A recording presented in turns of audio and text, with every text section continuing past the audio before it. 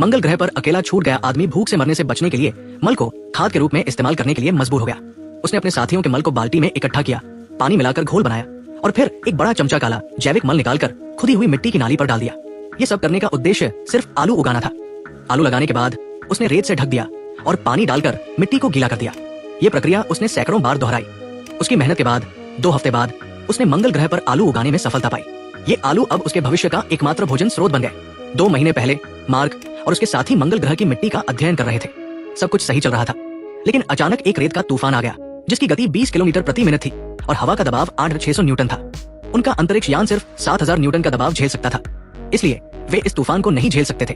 कप्तान एली ने तुरंत मंगल ग्रह से निकलने का आदेश दिया, लेकिन जब वे बेस से अंतरिक्ष यान की ओर जा रहे थे, तूफान ने उन्हें घेर लिया। समय कम था और उन्हें जल्दी से अंतरिक्ष यान तक पहुंचना था।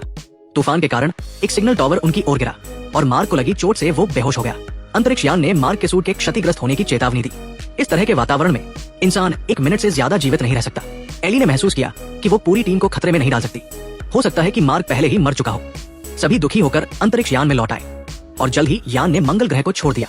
अंतरिक्ष यान ने मिशन समाप्त कर दिया। सभी ने मार्क की खाली जगह को देखा और महसूस किया कि वे एक दोस्त को खो चुके हैं। अंतरिक्ष एजेंसी ने एक प्रेस कॉन्फ्रेंस बुलाई और मार्क की मौत की घोषणा की। लेकिन जब सभी को लगा कि मार्क मर चुका है, तब वो अचानक हिला। वो होश में आया, लेकिन उसके पेट में तेज दर्द था और उसके सूट में ऑक्सीजन खत्म हो रही थी। उसका संचार उपकरण भी तूफान में खराब हो गया था।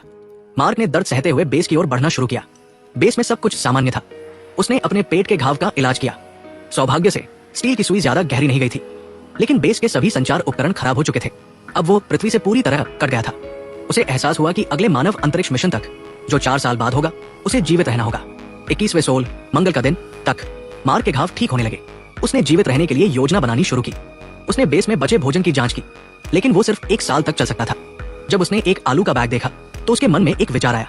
उसने मंगल ग्रह पर आलू उगाने का फैसला किया। सौभाग्य से वो एक वनस्पति विज्ञानी भी था। उसने बेस के बाहर अपने साथियों के मल को इकट्ठा किया, जो खाद के रूप में इस्तेमाल हो सकता था। उसने तूफान से गिरे सोलर पैनल को ठीक किया ताकि बेस में बिजली की आपूर्ति बनी रहे। उसने प्रयोगशाला को खाली कर दिया और प्लास्टिक शीट से एक बड़ा शेड बनाया। उसने मंगल की मिट्टी को खोदकर प्रयोगशाला में ले जाया और उसे आलू उगाने के लिए तैयार किया। 31वें सोल तक मार्क ने मिट्टी में नाली बनाई और मल को खाद के रूप में इस्तेमाल किया। उसने आलू को काट कर लगाया, लेकिन मंगल पर पानी की कमी एक बड़ी समस्या थी। उसे पता था कि पानी कैसे बनाया जाता है। उसने रॉकेट से ईंधन निकाला और उसे पानी में बदल दिया, लेकिन उसने ये नहीं सोचा था कि हाइड्रोजन और ऑक्सीजन के मिश्रण से विस्फोट हो सकता है। मार्क ने खुद को बचा लिया, लेकिन ये एक बड़ा खतरा था।